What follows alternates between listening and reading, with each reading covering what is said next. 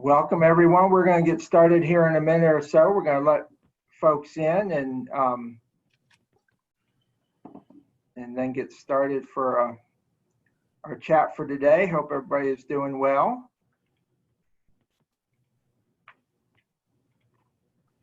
There's Charlie.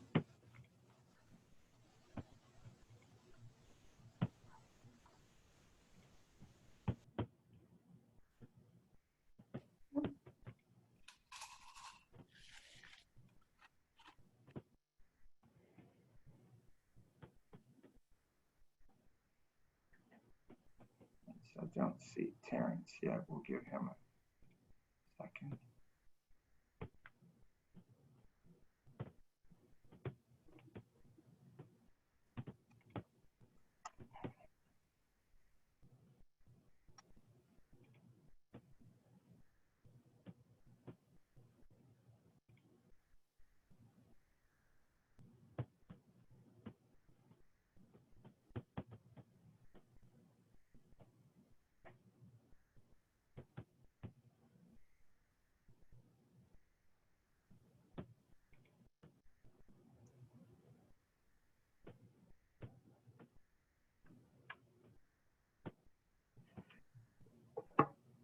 Well, hello, everybody, and welcome. I'm Dean Hybl, Executive Director of TATT at the Top, and appreciate you being with us for our TATT chat today. And I'm checking, we're waiting on Terrence Roberts, our chair, who is not joined us yet, but I'm sure he will be in a few minutes, and we will give him a chance to say a few words at that point. But I'm going to go ahead and get started with our program. We're excited today. We've got Charlie Hall with Upstate Warrior Solutions, who is going to talk for a little while about what has been going on related to supporting veterans, certainly during the COVID-19, but just really holistically. There's a lot of great things happening here. And Charlie, let's make sure, Aaron, is he unmuted? Can you hear me, Charlie? Yeah, I just unmuted myself. Can you hear me? There you go. Well, welcome, and I appreciate you being with us. And if you want to share a little bit, some folks may be very familiar with Upstate Warrior Solution, and others, this may be their first time. So we appreciate you being with us today. Yeah, absolutely. I'm looking through the participants and see some friends. I'm not sure how Stephen Price from Charlotte, a Marine buddy of mine, got on this, but I guess he's welcome. Good to see you, Stephen. For those of you that aren't knowledgeable about our work, Upstate Warrior Solution was formed in 2012. I'm a Marine vet and served on active duty up until about 2012 from the upstate. Actually grew up in New York and moved to Greenville after I got off active duty.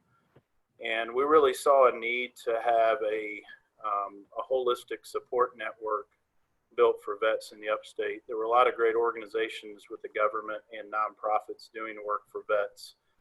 But as we did our due diligence back then, we realized that in bigger cities, Charlotte, Atlanta, Dallas, etc., there were these quarterbacking agencies that kind of served as a united way of sorts for veterans, for veteran issues with casework, working with these issues that you see on the right of that pie chart. But we're also working with community partners. So how do you help a Miracle Hill, a United Way, a 10 at the Top be more inclusive to work with their veterans to build veteran programming within their organizations. So we're 8 years old. We were funded with some seed funding in 2014 to really staff out. And I've been the executive director for the last 8 years. We have offices across the upstate. We officially serve 5 upstate counties: Greenville, Spartanburg, Anderson, Pickens, and Oconee. We're going to be adding Union, Cherokee, and Lawrence to that mix here in 2020 because we've served quite a few veterans in those counties. Greenwood, Newberry area, we've not had as much outreach in that area. We've also, for those of you in Greenwood, you've got a very strong county VA service officer named Carrie Bolt, who has kind of got things handled in Greenwood. We'll just leave it at that. So we really see 10 at the top as a way that we can make sure that we've got the upstate covered down on appropriately, and really see 10 at the top as a way for us to partner in the future to make sure some of our efforts are streamlined. So getting into this report, this is something that we've done for our community partners and boards since the virus has started. You can see at the top, we've got over 7,000 veterans that we've worked with over the last 8 years.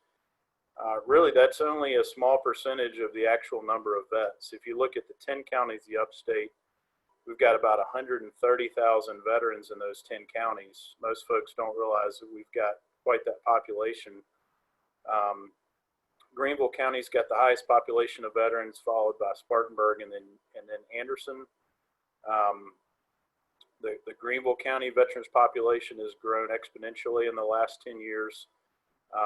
But we're really seeing a lot of growth for younger vets moving back to their hometowns, but also moving to non-Greenville counties, just because the upstate's an awesome place to live, as you guys know. So, you know, we've only scratched the surface with meeting and working with 7,000 out of those roughly 130,000 that exist. So you can see that we really rolled up our sleeves during the virus.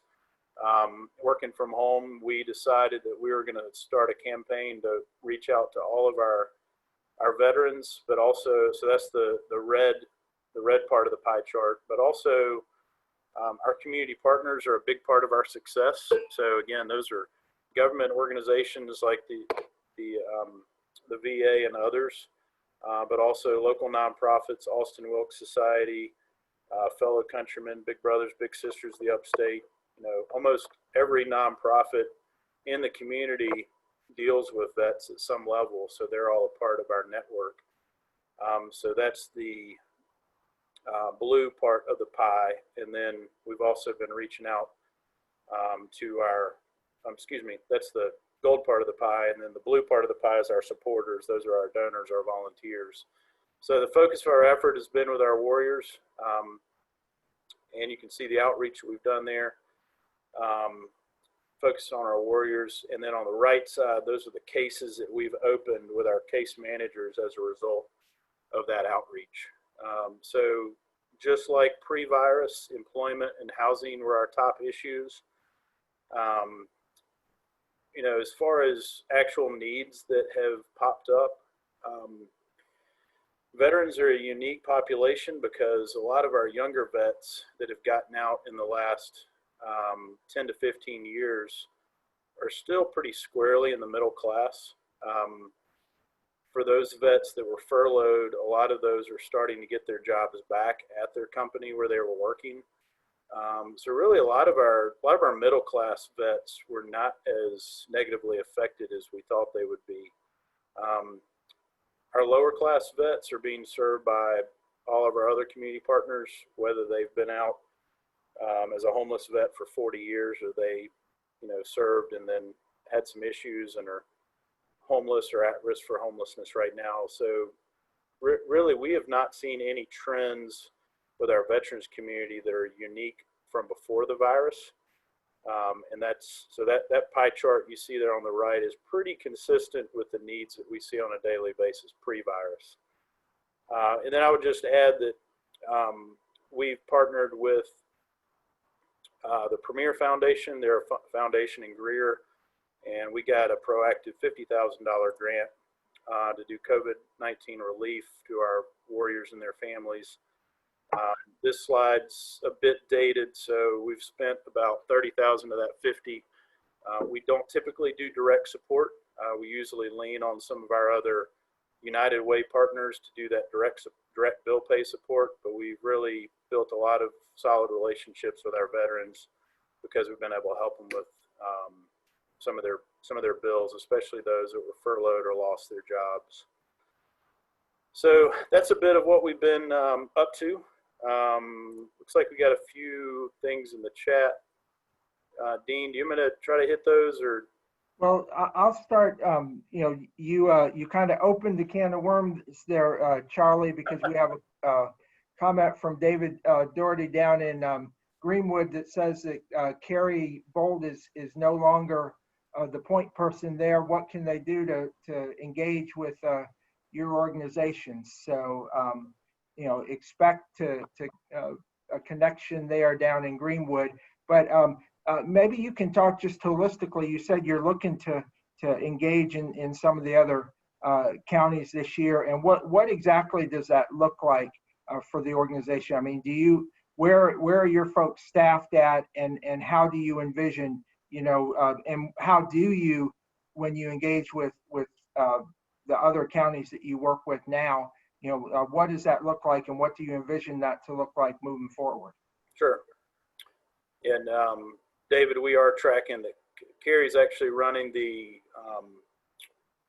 hot off the press, but Carrie's running the Veterans Cemetery in Anderson now, and I think his number 2 is now the Greenwood County. But yeah, we're very interested in talking about Greenwood offline.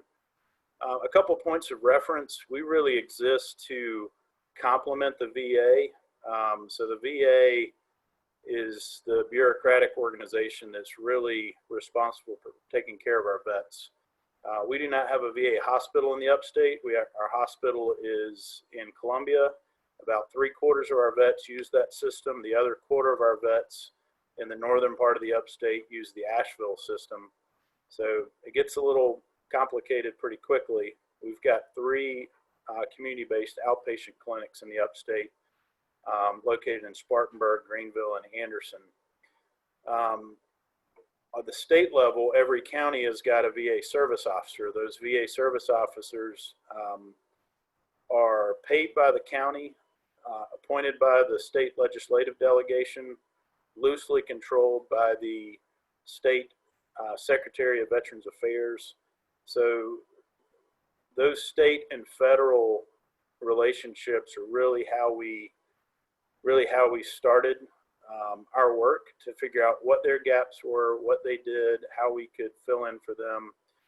We realized pretty quickly that the big federal VA does healthcare very well. They do disability checks, GI Bill payments very well, but they don't do a lot with housing, with employment, with family support. Families is a big piece that the federal government generally doesn't work with families. They pretty much focus on the individual veteran. And then the county service officers are really limited to doing disability claims. Honestly, they are under-resourced, underfunded. That's another conversation for another day. But I would add that we have a new Secretary of VA at the state level, Major General Will Grimsley, and he is really working hard to reform that. Our state is last in the country for really serving their veterans at the state level. Our state level budget is dead last across the country.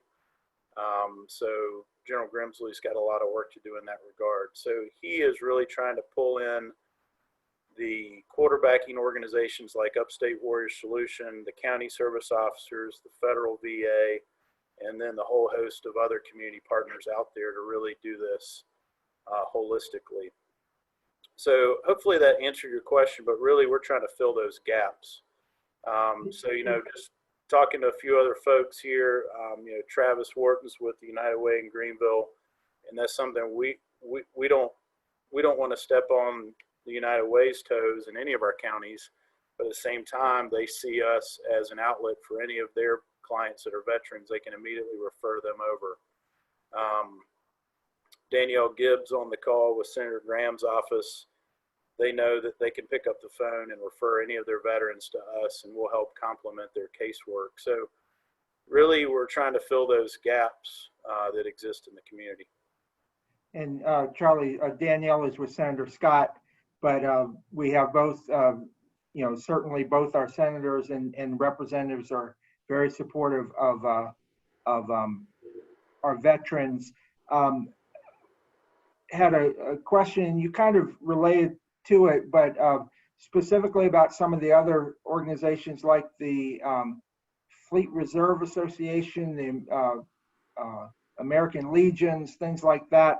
How do they fit into what you guys do? Sure. Yeah, and David, thanks for asking that question. Excuse me, Douglas.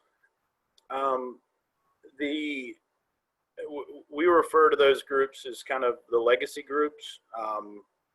They're great. They serve an important role, especially in the social sector. Many of those organizations are very social in nature. Most of them have advocacy at the DC level. We do not. So there's pros and cons there. The difficult thing is most of our younger veterans under the age of 50, I'm sorry to use 50 as a young old threshold, but just for these purposes, most of our younger vets do not join those groups. And there's a stigma there. Hey, my granddad was a member of the American Legion and hung out at the Legion Hall on Thursday nights. I'm busy. I don't have time for that. There's part of that going on. There's a bit of a disconnect between some of those legacy groups and what's really happening out on the ground. And that's not to be said disparaging at all. I'm a member of the Marine Corps League and the Disabled American Veterans in my community here in Greenville. So really, I would say that we have honestly neglected some of those relationships over the last 5-6 years and want to grow those, and would love to get some of our younger vets engaged with those groups. They're not going away, and I think they would like to do more. So I think that's something that we can do at the state, federal, local level to try to leverage those. And I would add one other thing. We have 4 kind of networks in the state. They're called Community Veteran Engagement Boards. They're sanctioned and endorsed by the VA.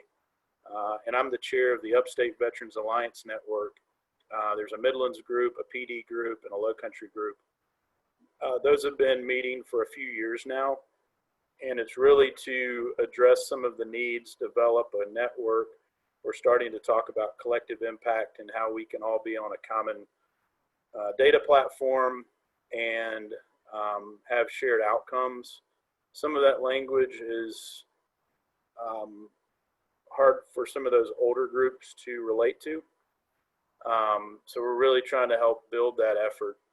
But we hope to get more of those veterans groups represented on that Community Veteran Engagement Board as well.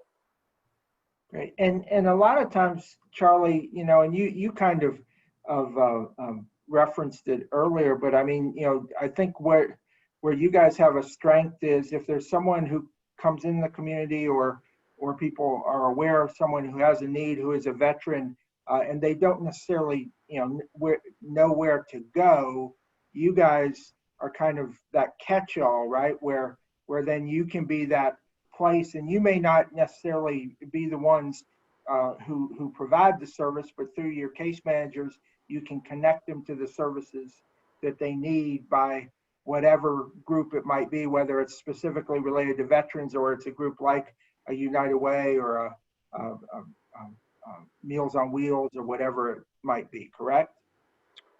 Yeah, absolutely. We're trying to be that single point of a single conduit, concierge service hub that veterans can come through and community organizations can come through. Mayor Roberts just joined our Community Action Board in Anderson as we're trying to build some capacity in the Anderson area and collaborate with United Way, Chamber, other quarterbacking organizations in order to make some changes at the community level. So yeah, we're trying to be that one-stop shop for vets, but also for the community. And then another point, Charlie, for some of your older veterans, it's especially those who were in Vietnam, when they came back, there was a stigma. And so a lot of them often didn't feel comfortable asking for services, being, supported in a way that they were entitled to. I think one of the things we've seen a change in, the last 20 plus years, 25, has been much more of a awakening that, you know, we want to support all our veterans of all ages. How has that been impacted to some of your veterans who are of that Vietnam era? Are they feeling more comfortable to be engaged and to, you know, get services that they need and things of that nature? Yeah, you're right on. They have been for the most part. That's not, you know, it is a, each veteran responds differently, but generally the outpouring of support that the post 9/11 generation has gotten has helped our older veterans think about their own issues and then voice that. It's helped them feel actually more appreciated. I've been a part of a few thank you to our Vietnam vet events, as we realized that, you know, I wasn't even born then, but we realized that our generation of vets in the community did not do them justice. So yeah, it's really helped us reach out to some of our older vets. And honestly, some of our older vets love it when they get a call from one of my 26-year-old caseworkers that served. They're able to have kind of a common, they've got a common background because they both served, and they're able to get into some of the nitty-gritty pretty quickly. So obviously, you know, resources, financial resources are helpful and critical, but if there was one other thing outside of financial that folks on this call and others can do to help support your organization, what would that be? Really referring the vets in your life to us. You know, the younger vets in your life probably are 10 feet tall and bulletproof and don't need help from a nonprofit. I get that. The reality is they probably do need some help. We sometimes use volunteer opportunities with our younger vets to get to know them, and then as they volunteer with us, we help them realize that they have needs as well. So, you know, it's not all about, you know, we're trying to really rewrite the narrative. Vets aren't broken vessels that need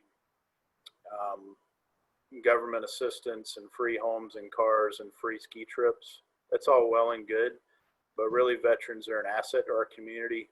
We're trying to really rewrite that narrative to take it back to the greatest generation that, you know, got home in the late 40s and made life happen with sheer willpower. We've kind of swung the opposite direction by creating somewhat of an entitled generation of vets.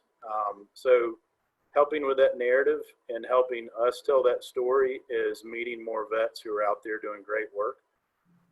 You guys all know folks in your circles that are vets that are being successful in the business world with their families and their communities, volunteering. We need more of these folks on our nonprofit boards. We need more of these folks on our local and government commissions, homeowners associations, what have you. There's untapped potential with our vets. So the only way we know how to tell that story is that if you help us tell that story and tell folks about us. Great. Mayor Roberts is now with us. Mayor, do you have anything you want to ask or add to that?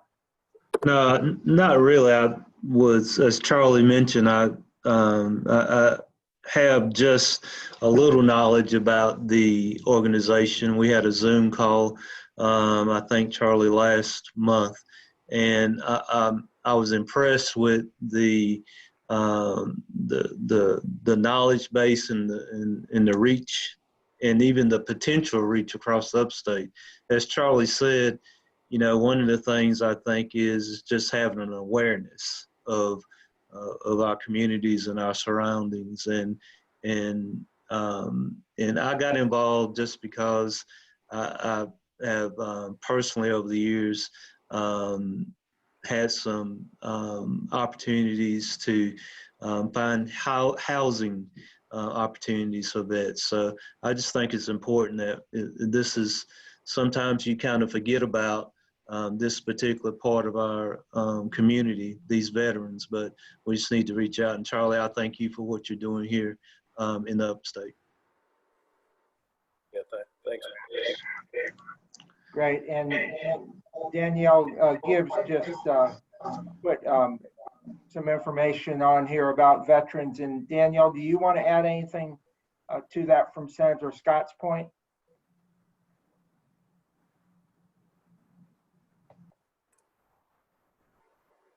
Okay, I'll take that as a either can't unmute or as no, and we'll take the information here. But thank you, Danielle, for sharing. And let's see, was there another? Charlie, Franny from the Cherokee Chamber said that they will soon have a veterans nursing home, and Danielle is trying to unmute, but her computer is not working to allow that. Danielle, is do we have you on there now? No, I don't. Okay, Danielle, can we hear you now, or can you hear us? Okay, this technology, it's wonderful when it works, and when it doesn't, you want to throw the computer out of your second floor window. But with that, Charlie, thank you so much for being with us. And is there anything before we go, anything else that you would like to share that we haven't gone over?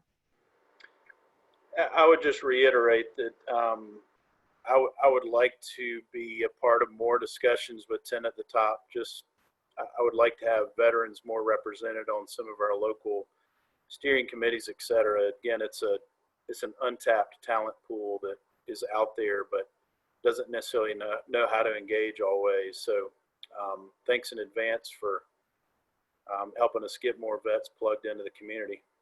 Well, and I would mention, since, you mentioned that for the group that we have had conversations, we have done a number of community asset maps, and we're in discussions now on how to use that platform for connecting veterans. And that was something that for us was started through a partnership with Furman University to do the first of those maps. And the most recent has been a food system map in partnership with Clemson and the United Ways. So I think doing something specifically for veterans, figuring out what exactly that looks like will be a great way of utilizing the tools that we have to work with the network that you have, because it is about making those connections and making sure people are aware of what's available. Yeah, thank you, Dean. I appreciate the chance to talk to you guys. Great, and I will add. I did add Danielle's comment down here, so.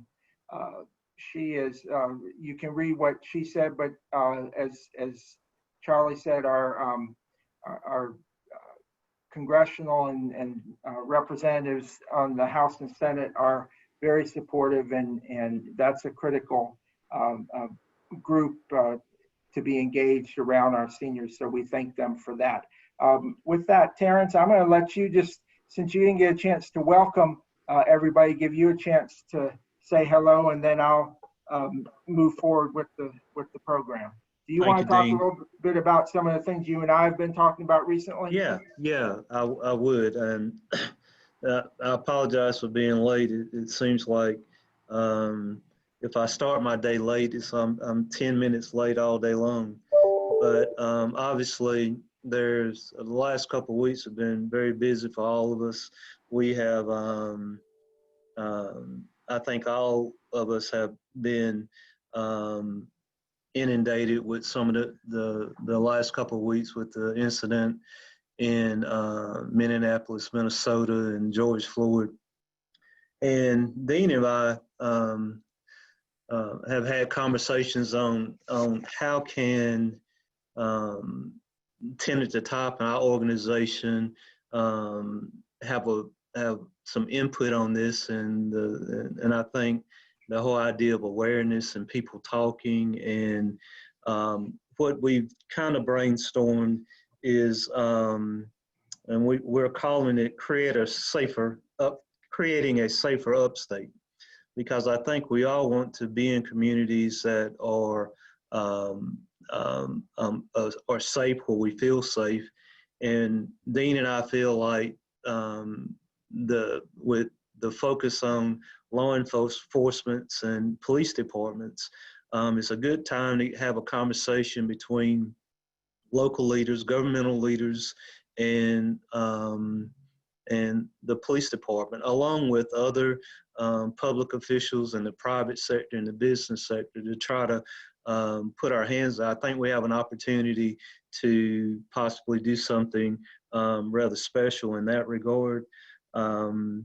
It's a work in progress. We're trying to pull together some folks in upstate, some folks on Tended to Top's board to talk about this issue about the racial divide, the social economic distancing that we have. It just seems like, regardless of what color you are, it just seems like I feel like the gaps between the have and the have-nots are getting wider every day, especially for Black and brown people. And so just trying to get people to the table, and Dean's put together, I think, a pretty solid format on how we go forward. And Dean, can you talk a little bit about that? Sure. Well, as Terrence said, our emphasis is really going to be on, how do we create a safer upstate, and how do we engage all stakeholders in doing that. So we're going to start with a core group of leaders. We're in the process of reaching out to elected official and their sheriff's department or city chief from across each of our 10 counties. We're also going to be including a number of our partners in other entities and organizations. And I think one of the things that's critical here is, we need to listen to each other and share as a community. And I think one of the things that I've seen and Terrence mentioned is what has tended to happen over time is you have situations, although this one seems to be maybe a little bit of that tipping point moment we can all hope for. But a lot of times we'll have a situation like this that happens, and then 6 months go by and everybody forgets and goes back to their life, and then another one happens, and then it's remembered again by not just having the dialogue of making a statement from an organization like a lot of groups have. We felt like that TATT is positioned where we can play a role in some kind of convening. So we want to convene folks to talk about how we can make a safer upstate. We're not interested in singling out one group as being right or wrong in any particular thing, but this is an issue that I think at some point we've been very fortunate in this region that any of the demonstrations and things of that nature have been for the most part peaceful. Although there was a situation in Greenville the other day that maybe was not quite as peaceful as we would like, but we have to be cordial to each other and we have to talk about it.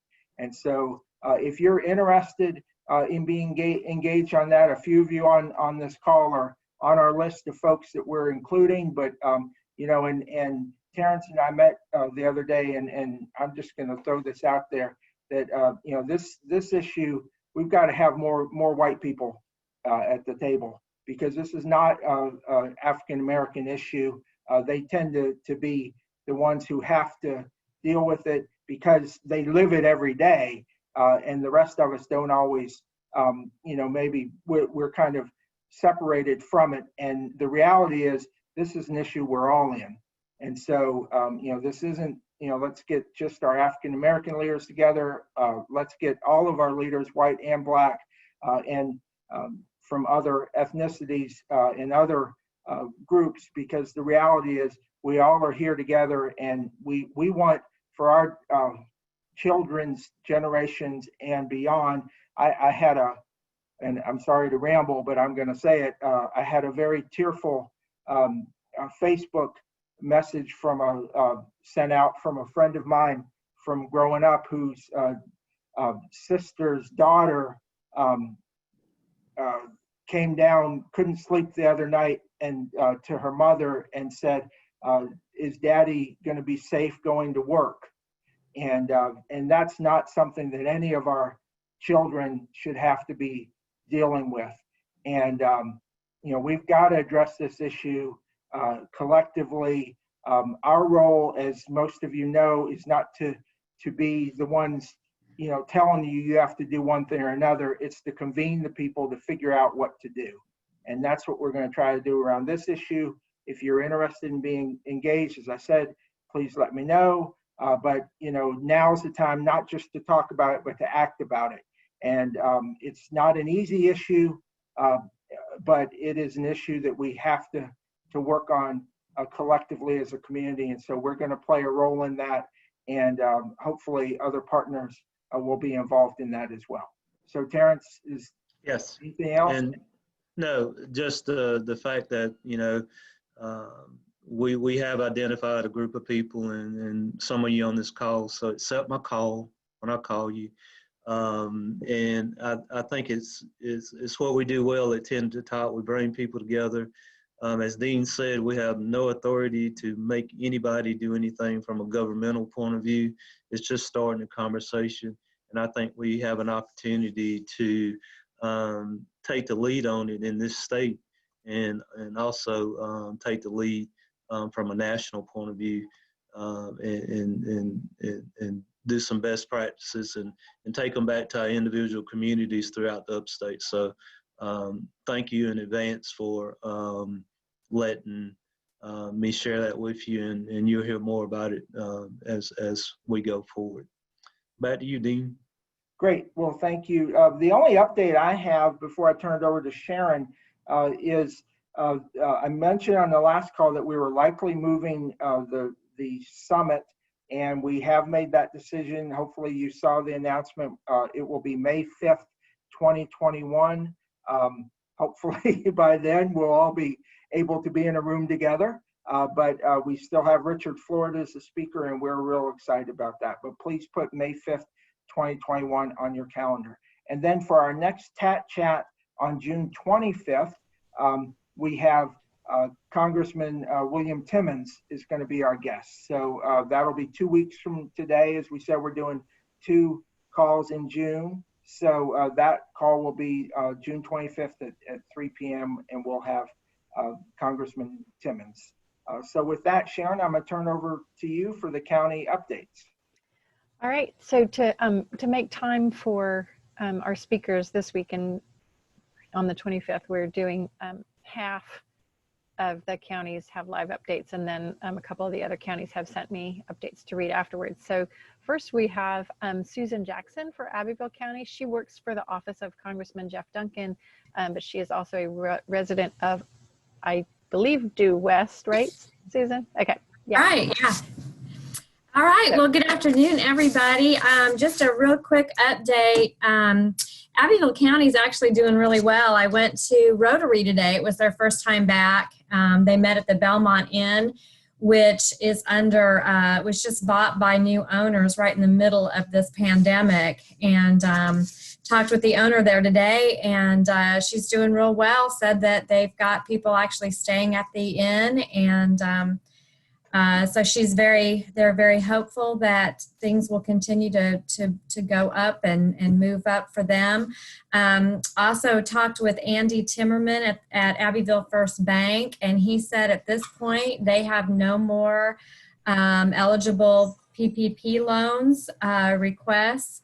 So, that haven't already been processed. So that's good, and was very, very thankful for the PPP lending and stimulus checks. He said that, that definitely helped. The hospital here in Abbeville County did a drive-through COVID testing last week. And I actually participated in that as well, just to be on the safe side. And of course, I got a negative result. But out of the 605 that they tested, only 5 of them were positive. Which, is very hopeful. 3 of those were asymptomatic. So, and another thing is our nursing home here in Abbeville County, they did testing 85, I believe, residents and staff, and they were all negative. So that says a lot about what they're doing there at the nursing home too, to keep residents and staff safe. So things are going really well in Abbeville County. Their farmers market opened up last week for the first time. And so, you know, I think things are definitely moving along and going well. And since Charlie Hall is on this too, Charlie will be glad to know that we also celebrated a World War II veteran's 102nd birthday last week. He is the oldest in Abbeville County. So that was kind of fun too for Abbeville to have something fun happen here in the county as well. So that's all I have. Thank you, Susan. Next, we have Ann Angermeier, who's with the Upstate Workforce Board. She's going to be updating us for Cherokee and Union counties. I never hear Ann speak when I don't learn something new and interesting. So take it away, Ann. Thank you.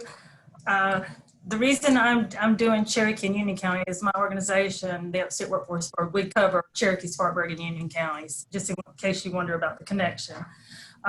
Union, I'll start with Union. They had the highest percentage of turnout in South Carolina in the election Tuesday. They've had a highly contested sheriff's race, been a lot of drama surrounding that. So I'm sure that was one of the reasons for that high turnout. On the 17th, next week, Catherine Pendergrass in Union County and I are facilitating their first COVID-19 recovery task force in Union County. So we look forward to pulling that together. We have a good representation of food service, retail, construction, manufacturing, and community leaders like their county health, the hospital director there, and the city mayor and the county administrator, and several others will be there to see what we can do to help the recovery there, because they were a little over 18% on the unemployment, which is quite high. And then a bit of good news, they have a new bakery on Main Street called Belmont Farm Bake Shop. It opened a couple of weeks ago, and they're doing very well downtown. And it was really needed downtown to bring some traffic there. So that was really good news. They had a peaceful protest over the death of George Floyd that started at their YMCA and went downtown through to the courthouse. And they were very proud to have that peaceful protest and to have as many show up as they did. They're also having free COVID-19 testing by Regenesis Healthcare on the 16th and 17th next week in Union, and that will be free testing that doesn't require doctor's orders. So they're hoping to get 500 people tested is the goal there. They also have a partnership with the Council on Aging, the county, and the library, and have 400 seniors who are registered to the Senior Farmers Market Nutrition Program. And the seniors will all receive a $25 voucher to purchase fresh fruits and vegetables. So that they were also excited about that. And then they've got a $500,000 grant to do some sewer upgrades in some high poverty areas in Union County. I'm assuming that was a CDBG grant.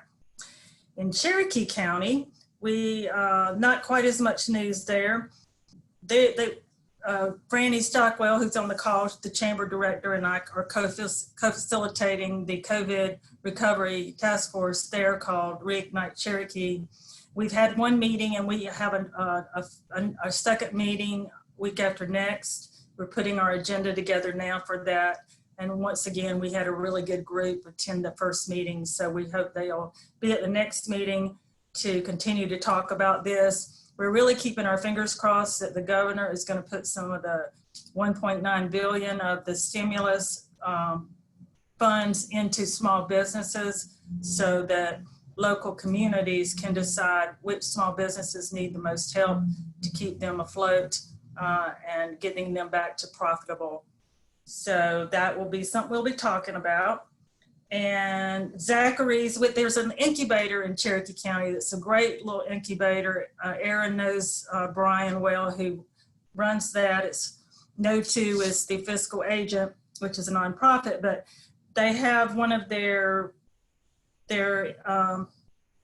businesses that they started. He moved out a couple of weeks ago into a place downtown on his own. So he's grown up and he's got his business set up. So we're really happy for him. And he is going to hopefully be very profitable. And I know the city's happy to get somebody moving out of the incubator who's taking a building downtown. So that's exciting for Cherokee County. And that's all I have, unless Franny wants to add to that.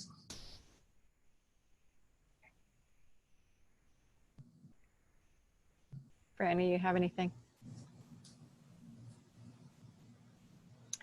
Okay, we will move on to Greenwood County. We'll be saying goodbye to Angela Board, or maybe we have already said goodbye to her as the president of the chamber down there, but she's leaving it in good hands with David Doherty.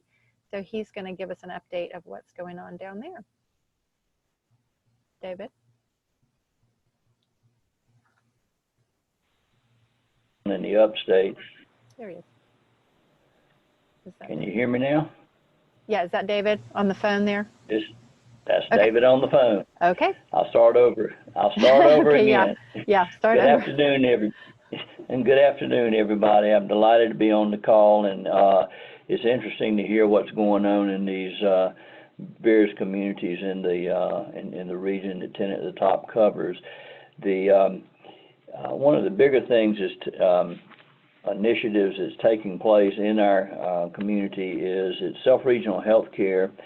The leadership of that organization has commissioned a public service initiative that reaches out into the community, and they're asking different business and industry to get on board with them and be co-branded in this. And it's an initiative to have people wear masks. Our medical directors are concerned that in this county, when we're out and about, we're not doing the behaviors that we need to do. And that is becoming a problem as our numbers continue to increase. The Greenwood Chamber has signed on with that, and Self-Regional is in process of doing all the marketing materials and gathering the collaterals. They'll be doing media buys and billboards in the upstate. So that's exciting for us. We're still working with our emergency management coordinator on weekly calls. He's gathering update information from what's going on in the county and where there are areas for support that need to be that need to have resources pointed in that direction. I have observed quite an uptick in activity around the uptown area as people are coming out and coming into Greenwood to view the Festival of Flowers topiaries that we have spread out through the uptown area, some 40 plus topiaries there. And that is, again, part of the South Carolina Festival of Flowers. We've done a virtual flyover of the uptown area, did a nice ribbon cutting last week, and that's posted on the South Carolina Festival of Flowers website. And I wanted to mention, I don't know how many of those on the call have familiarity with or connected to the Small Business Development Center out of in the upstate. We have a very active group here, and our leader, Ben Calhoun, has been promoting a lot of recovery-type seminars that they're doing. And I've had some dialogue with Ben, and all this is being pushed out at their upstate office there in, I believe it's in Greenville. And I would encourage you, if your organization has not connected with those, it might be good to do so, particularly in the rural areas, because it covers the entire upstate, which would include the Cherokee and Union counties also. And this is information that is valuable to supporting small businesses. In Greenwood, our chamber is supporting the the task force, the state level task force and the initiatives that they put out, that's what we're promoting out to our members. And that seems to be going relatively well too.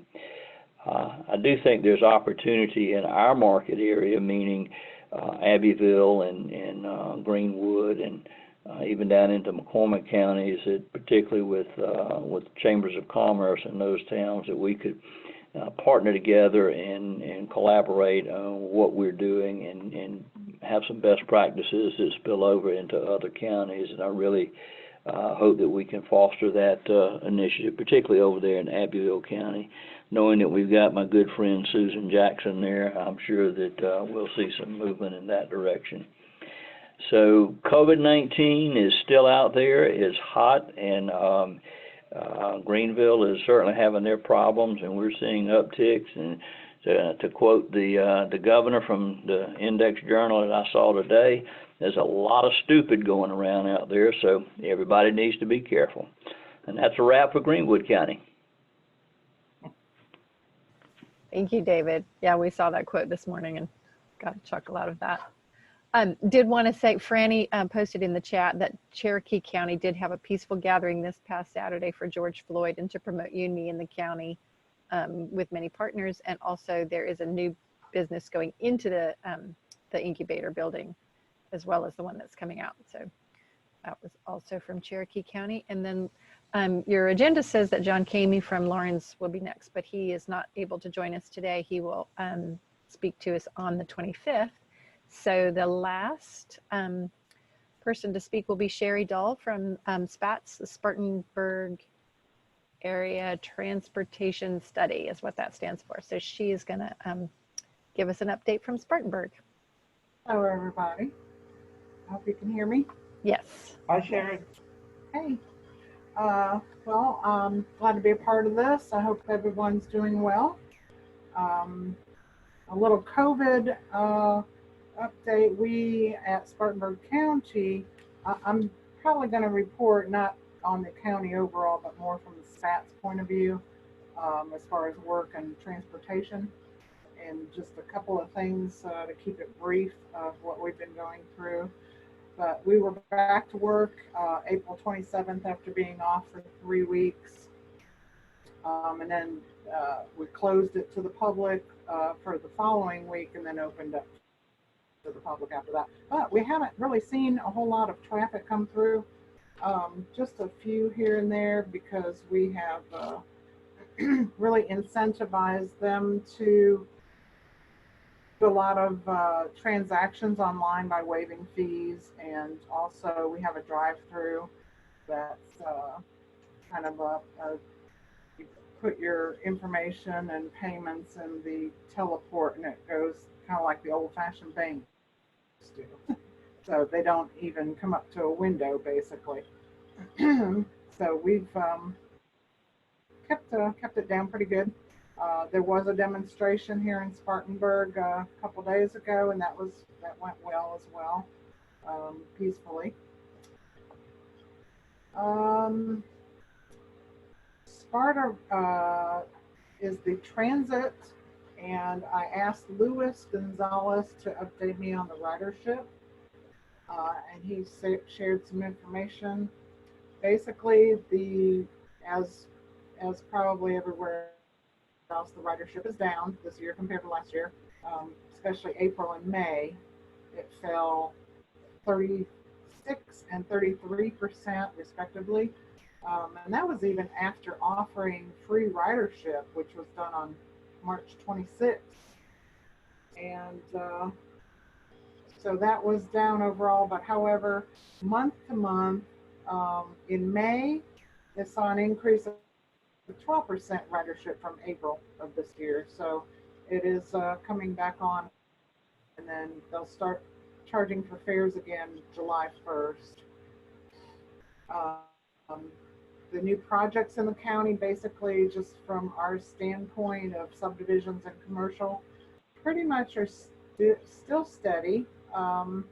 January, we received about 25, and this is just from the planning department standpoint. February were 32, March was 28, April 25, and May it was down to 20, but we still have, you know, some really good activity coming through. The Spartanburg Trails, I will update. FATS and Partners for Active Living coordinate trail counter purchases, where they will, you know, basically we put trail counters on each trail as we be able to afford them. So SPATS is able to buy 4 to 5 counters per year. We've got about 15 right now on our trails, and that's in addition to what the Parks and Rec or the county and the city has as well for Spartanburg downtown. And then some of the municipalities have also gone in with us, so we can offer them a discount at bulk rate so that we can all order together. So like Lyman for the rail trail, they've got some going on there too, as well as some other municipalities. We have seen a dramatic increase in activity in March and April. Basically, 5 of our trails were up over 200% as an increase, with the lowest increase being like 114%, and that was in March. In April, we saw that as well for 6 of the trails, over 200% increase, and the lowest being 123% increase of activity. And then the final thing that I would like to update you on is we have taken on an endeavor as a partnership between Spartanburg County, Parks and Rec, the City of Spartanburg, and Partners for Active Living. And we've actually made an application to receive a build grant, which is basically multimodal opportunities. And we have submitted for the Daniel Morgan Trail, which allows us to add about 19 miles of new multimodal trail. And we have, those basically consist of 10-foot wide asphalt multi-use pathways. We will be able to add 3 pedestrian or bicycle bridges over major roadways, including I-26, Southport Road, and the Norfolk Southern freight line as well. It allows us to implement 10 intersection crossway improvements, 25 e-bikes, and 5 new bike sharing stations, 9 prefabricated pedestrian bridges over creeks and waterways, and also wayfinding signage, which allows us to get 50 of the signs implemented as well.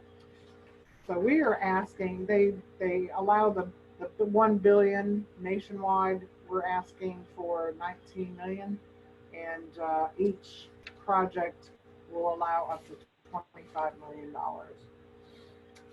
So, and of course, the Dan is after Daniel Morgan, which we have embraced with our Revolutionary War history, with the trail that comes through Spartanburg County, and also is we very actively participate in the Over Mountain Victory Trail as well, which we're putting on the ground here, there, and everywhere, and also into Cherokee County. So that's my updates. Thank you very much. Thank you, Sherry. We are right at the top of the hour now, and so I'm going to send it back to Terrence to close us up. Thank you, Sharon. And thank you for all you participating today, especially those that gave information, great information. I always learn something on these chats. So we're almost to the weekend, and hope everybody has a good weekend and do something relaxing. Enjoy yourselves. Thank you. We'll see you next time. Thank you. Thanks. Thank Bye. you. Thanks, everybody. Bye.